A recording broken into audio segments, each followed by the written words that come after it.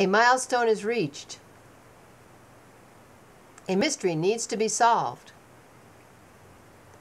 The milestone, Jack Baxter's 90th birthday, March 11th, 2010.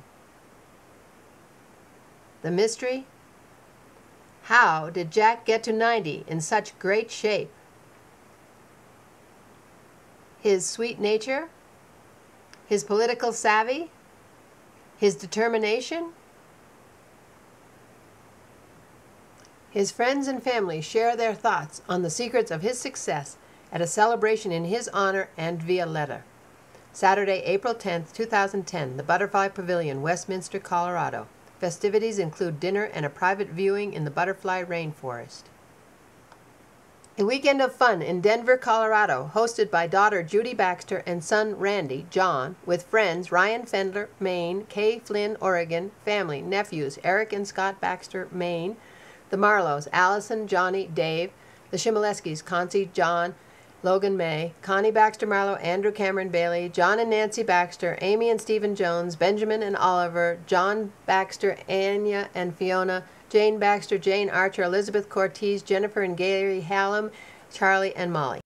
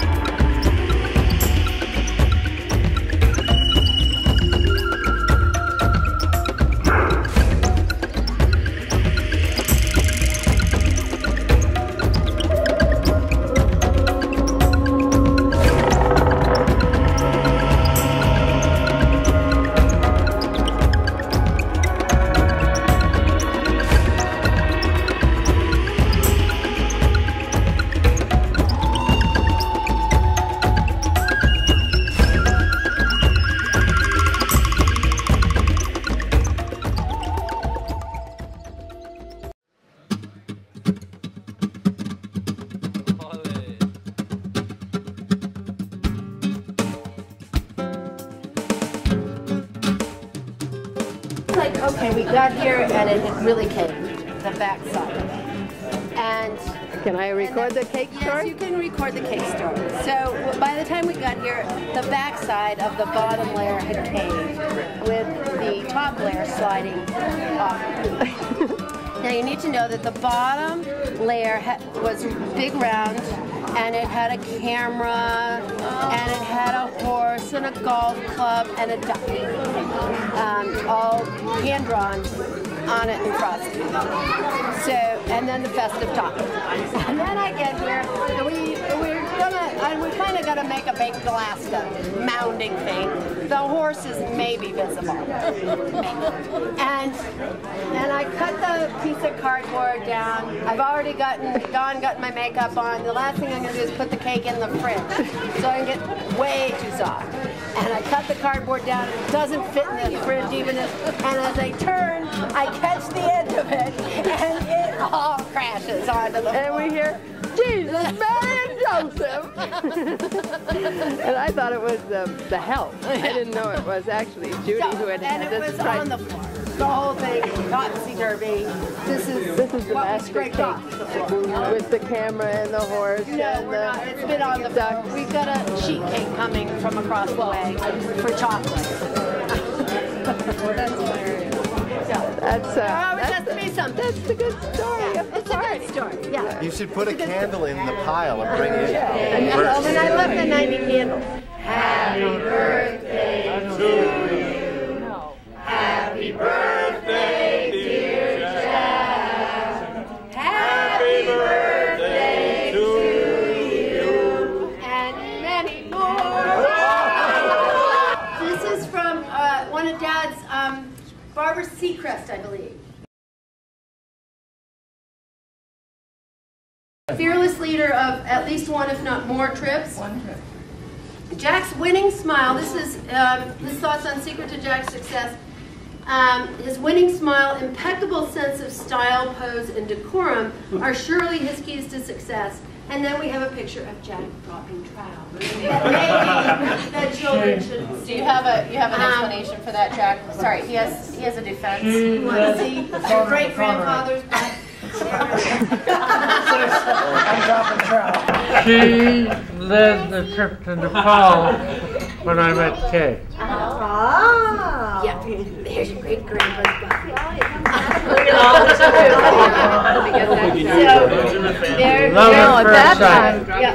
Dropping trowel. We would go to these meetings. So, and I'm sure there's many great words in here. Always telling us. But There's Jack dropping trowel. Dropping trowel. I'll just say something brief, and I just want to say to Dad that I'm just eternally grateful for how you've shown up in our lives and the gifts you've given us from your wisdom and your talent.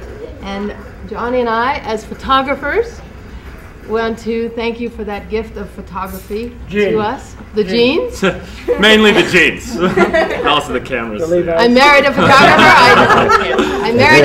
I took up with a photographer, and I gave birth to a photographer and another amazing photographer who just But I just gave want to us a little taste. Express my gratitude to you for being the best dad anybody could ever have.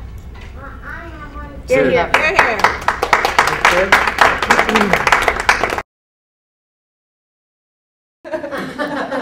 So if anybody else has anything they would like to add or subtract. Jane, I thought you might. I was kind of counting on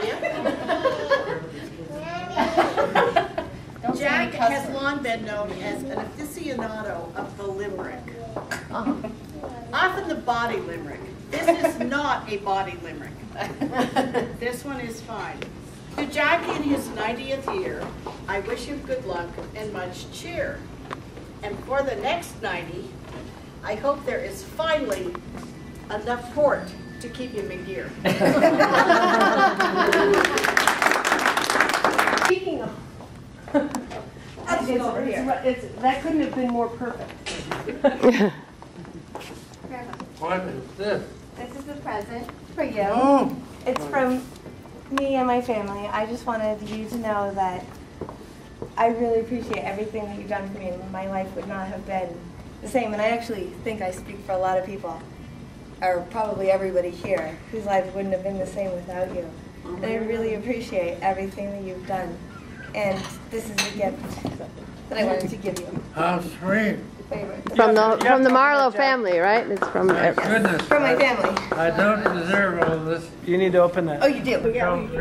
No, you absolutely. Look at that, my name is engraved on a plate. It says, Jack Baxter, happy 90th birthday. Thank you for everything. Love, the Marlows. Yes, that's really, really beautiful. Now you And we've had a great relationship.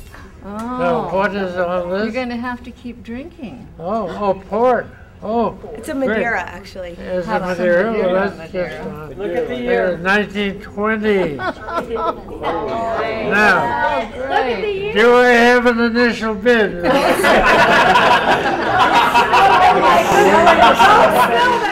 Just a few words. my children have done a great job of putting this party on, and I, really appreciate it very much. Judy's been sort of the lead, and so I'm very proud of everybody else. Everybody's contributed. Over the years, we've been a very close family. It's been my objective to try to keep everybody together, and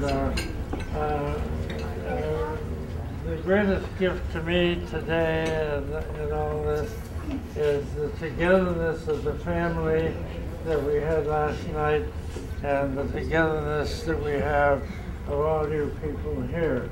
And I'm very proud of that.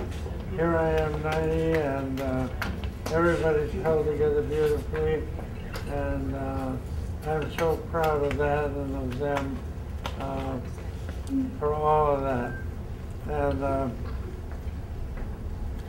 I was thinking of back to, 90 years is quite a bit of time, and interestingly enough, it sort of all breaks down into 10-year periods. For instance, there was the Roaring 20s, which was I was born in 1920, and this was post-World War I, and I remember my father putting earphones in my ears for the first radio. We had no radios or anything like that, but we had a radio. We had an ice box, a man who brought ice in on his back and put it in this little wooden box. Our milk was delivered by a horse and wagon, and there was a watering trough at the bottom of the hill. I went to a little red schoolhouse with 3 grades in one room. The teachers taught 3 grades, which would just blow everybody's mind today, obviously. And then there was the 30s, and that was the end of Prohibition, so all of our role models drank martinis. And that was a role model that we adopted for the whole 30s and 40s and 50s and 60s. And so that was the period, which of course was the Depression. And that's how we learned to live certainly down east, to wear it out, don't throw it out. And that's stuck with us, of course, all our life, and I think that was a good lesson, and particularly into today's syndrome of which you throw it out, you don't wear it out. And then, of course, was World War II. And I was reflecting on the fact that in each one of these, we were a generation, but we didn't have a name. And that all started with the, what was the first generation? What do you guys? Baby boomers. That would be us. Boomers.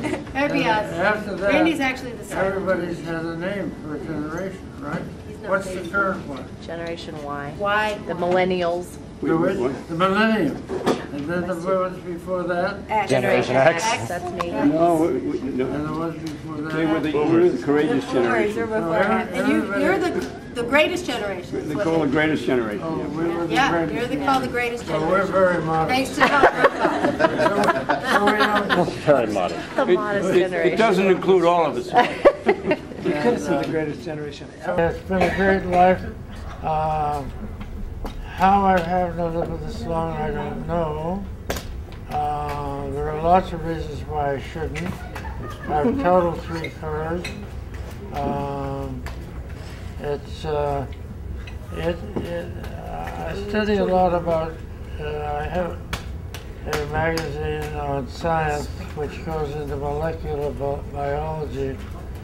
And when you read that, it's absolutely amazing you're still alive because of all these things that are in there that are just waiting to get you. and how I have survived this long, I don't know, but I'm very thankful because I really have had a very varied life and a lot of happenings and disruptions in it, but it's always been a happy life. Because of my children, certainly, and my wonderful wife. And so, you know, I read in the paper, so-and-so died, 77 years old. And I think, oh my God, he missed all these 20 years I've had. And I am so lucky. He died 65, 75, whatever, and yet I'm still alive. And it's just, it's fantastic. And so... Thanks to modern science, right? You hit the pavement when you were 60 with a heart attack. I have a quotation that many of you probably don't like, but I say this, that I'm alive proves there's no God. Or he would have gotten me long since. Lightning would have struck, but I'm still here. And you're a good man, Jack Baxter. Why would he take you out? The good news is that my internist said, now that you've turned 90, you belong to a cohort that lives at least 5 more years. So, save for the 95th. All right. Bravo! To Judith and all, I regret very much that I am unable to be with you today, because any day that I can get food and wine at Jack's expense, directly or otherwise, is a very good day for me.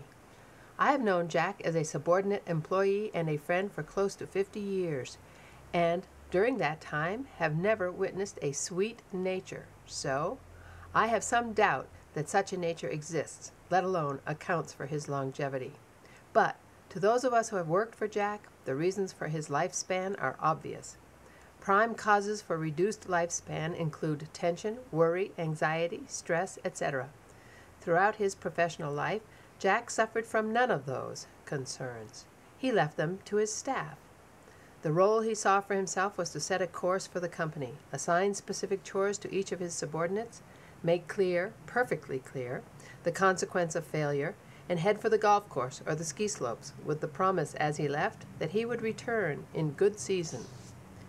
Over the years, I developed a deep respect for Jack's management talents and even greater respect and affection for him as a person. So in 1976, when I transferred from Portland to San Francisco, I sent a note to Jack acknowledging, among other things, that I knew he had been the right man at the right time to transform Lamb Weston from a very good small company to a professionally managed and highly successful large company. So Jack, I'm sorry I missed this celebration. If you will stay away from that bloody awful horse, stop hunting alone, and carry a location beacon on the ski slopes, I'll look forward with confidence to lifting a glass to celebrate your next and subsequent birthdays, and it will always be my pleasure. Ron Sloan. Judy, sorry that I missed out on the special day with your dad. I hope that it was an absolute blast. I sure would have loved to have been there and listened to all the anecdotes for why he is doing so well. I think I will always have my own theory on his pure, clean living. That is what he always told me. On the other hand, wood nymphs and Viagra might have something to do with it. He has always been that guy that I love to tell people that I just spent the day with Jack. I wish I could have made the party. I'm not sure that I could have gotten up and spoke, but he means an awful lot to me, and I could not begin to tell you all the reasons why. I am just a better person by knowing him and having him share in my life. Thanks again for the invite. Kind regards, Sykes. None of the above. He was just a big show-off. But we all loved him just the same. Our chief honcho, head of a great group of Mainers called the Mouse Pack, after you-know-who. Our Jackie Mouse. I'd expect no less than 90 years. Wish we could be there. Love to all my dear Baxter friends. Richard has certified all of this above. Sylvia Lear. I've remembered you all my life, and I'm so proud of you making it. I remember being young boys at the same time in Brunswick. It wasn't like now, and it was a great place to grow up. Tondro's Grocery, Bowden, all those places. You were always such a nice person. I never heard anyone complain about you. Happy birthday, Jack. Donald Pletz. Hemingway, Faulkner, Eugene O'Neill, Emily Dickinson, John Steinbeck, Jackson Baxter. Hooray for Jackson. My pal Jackson's card, handcrafted by Shelley. Dear Jackson, you really are a classic and always a class act. Happy birthday, with cheers and a hug from Shelley. Black Jack's interests and adventurous spirit made him the leader of a group of Bowden Deeks in the class of '42 and contributed to his longevity. Happy birthday, old friend. Polly McKay. He was a nice guy and stood by his younger cousins. Wish I could have known him more in this life. Let me know when you find the secret. Best to all. Bob Morrill. Jack's winning smile and impeccable sense of style, poise, and decorum are surely his keys to success. From Fearless Leader. Happy 90th, Jack. From Dougal MacDonald. He was and is friendly, helpful, patient, generous. He works hard, pays attention, is intelligent, but allows nothing to get in his way. Many fond memories of poker games, skiing, company picnics, and oh yes, working together. Wish we could join you. Rupert and Ruth White. Good genes, good living, and being happy. Sorry to miss the party, but really enjoyed being at the Brunswick party in '08. David Moyer. Good genes, a healthy lifestyle, an indomitable spirit. The kids Jack inspired here and there to ski, duck hunt, shoot skeet, and play in the warehouses when we lived in Pittsfield, Maine, are approaching 70 years old. Thank you. I wish I could be there. From one of those kids. Red McMichael. Happy 90th birthday, Jack. Your birthday brings warm wishes of happy childhood days and good times with you and your family while we were growing up in Pittsfield. And many more. If you were closer, we would join you to celebrate. Red and Ellen. To the world's greatest dad. Love, Connie and Andrew. Dear Dad, happy year, happy next decade. I love you. Judy.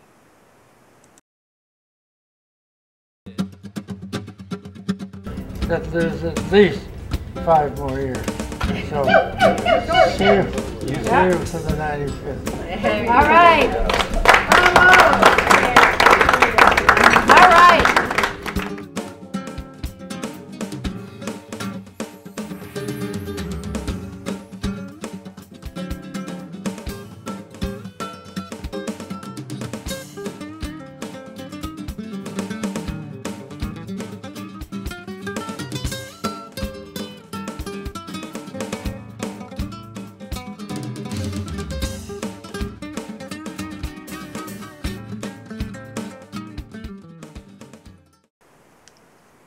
These are what I think may be some of the reasons for